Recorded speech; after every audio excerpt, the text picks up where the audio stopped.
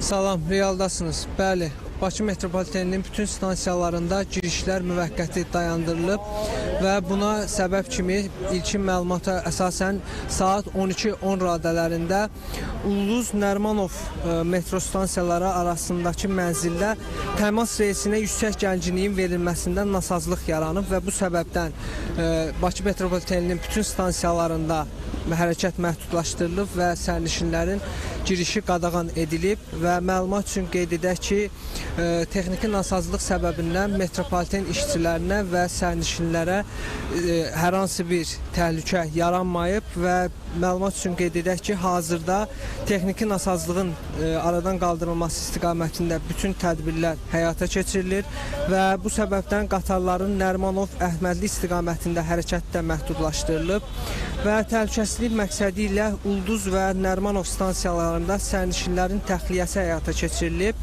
və eyni zamanda Qara Qarayev və Nərimanov stansiyaları arasında mənzildə də tuneldə qalan qatarlardan sərnişinlərin evakuasiyası təhlükəsiz şəkildə həyata keçirilib və hazırda Bakı metropoliteninə daxil olmaq istəyən sərnişinlər metro bağlı olduğundan yenidən metrodan çölə çıxır və digər alternativ nəqliyyat vasitələrinə yönəlirlər.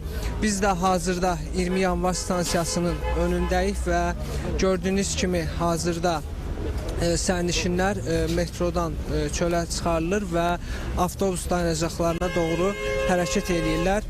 Və bir daha diqqətinizə çatdırmaq istəyirəm ki, texniki nasazlığın aradan qaldırılması istiqamətində müxtəlif tədbirlər həyata keçirilir və müvəqqəti məhdudiyyətlər ən qısa zamanda aradan qaldırılacaq və hazırda qatarların Nərimanov və Əhmədli stansiyaları istiqamətində hərəkəti məhdudlaşdırılıb.